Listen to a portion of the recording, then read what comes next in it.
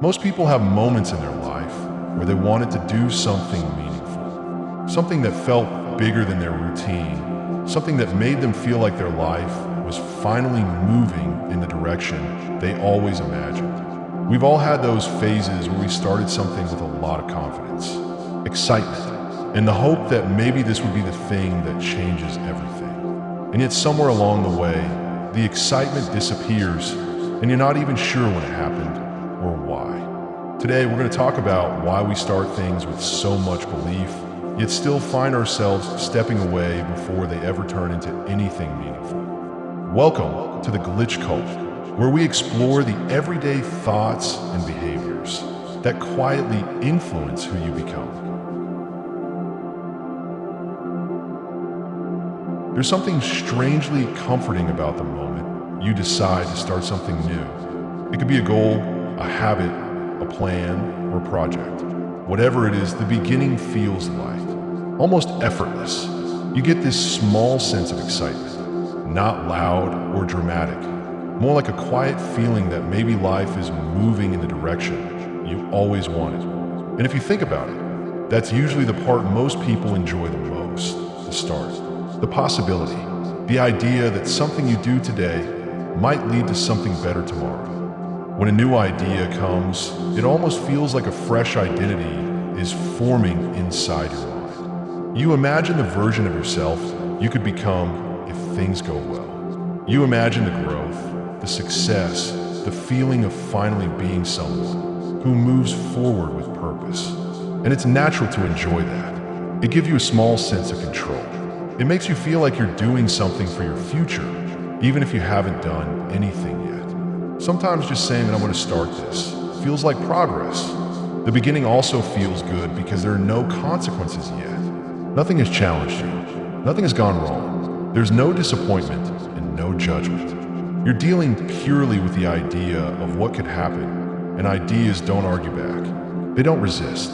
They don't demand anything. They just sit there, giving you a calm sense of hope. It's also the easiest moment to believe in yourself. At the start, you don't have any evidence that it won't work. You only have the imagination of what it might turn into. That imagination is often stronger than reality, and people get attached to that feeling. They don't admit it, but the beginning is the only part of the journey where the future looks clean. Nothing is messy yet. The path ahead hasn't confused you, tired you, or frustrated you. It's just an open space with a possibility inside it. And maybe that's the reason why. Starting something feels so meaningful. For a moment, life feels simple. You feel aligned with your intentions. You feel like you're finally doing something for yourself. Even if it's temporary, that feeling gives you a kind of mental relief. The sense that you're no longer stuck in life. That situations about your life can change if you keep moving. And that growth might be forming quietly in the background, even if you can't see it yet. But the beginnings can also hide something important. They can make you overestimate how easy everything will be. They can make you assume that the way you feel at the start is the way you'll feel throughout the journey. And maybe that's the quiet irony. The beginning always gives you a glimpse of who you want to become, but it doesn't tell you anything about what it will cost to actually become that person.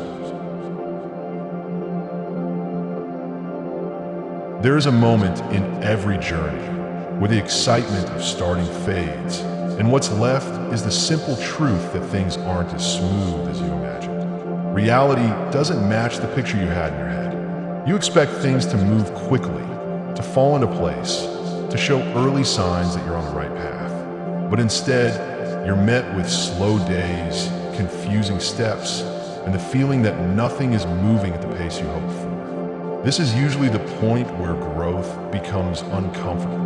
The process stops feeling exciting and starts feeling heavy. Most people don't talk about this stage because it's not impressive. There's nothing to show, no big progress, no visible success, just effort that feels like it's landing nowhere. And this is where the journey quietly separates people. Not because some are more talented, but because some are able to keep going even on the days that feel empty and directionless. Reality asks for effort in a way imagination never does.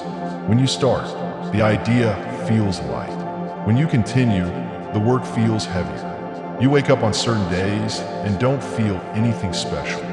No spark, no push, and no motivation. You know you should continue, but you don't feel connected to any outcome. You're just doing the steps because they're supposed to lead somewhere, and that somewhere feels far away. This is usually the point where people begin to question themselves. They ask if they're wasting time because the effort isn't showing any clear signs of progress. They ask if they picked the wrong goal because the path doesn't feel as straightforward as it did in their mind. And they ask if they should wait until they feel like it again, hoping that a fresh wave of motivation might make everything easier. But that's the strange thing about reality. It doesn't care about how you feel on a given day. Growth doesn't accelerate just because you're excited, and it doesn't pause because you're tired. It moves at its own pace, sometimes slower than expected, sometimes so slow that you can't even tell that anything is changing. And this is where many people quit. They stop because they expected the journey to reassure them. They expected progress to show up early, to prove that they're on the right path. They expected motivation to return on its own. But when none of that happens, quitting feels like the easier decision. It gives you a way to escape the uncertainty, a way to avoid the frustration of not seeing results, a way to step away from something that feels like it's not working. But the real reason people quit isn't that the journey is hard. It's that the journey feels unclear. Reality doesn't immediately reward your effort. It doesn't give instant feedback. And without that feedback, continuing feels almost unreasonable. You feel like you're walking in the dark with no confirmation that you're moving in the right direction. The weight of reality isn't the work itself. It's doing the work without seeing where it's going. And that alone is enough to stop most people long before the results ever had a chance to appear. One of the quietest reasons why people don't finish what they start is that progress rarely looks like progress. In the beginning, nothing looks different. As they continue, the effort still feels the same, and for a long time there's no visible sign that anything is changing, even though it actually is. We're used to things that respond quickly.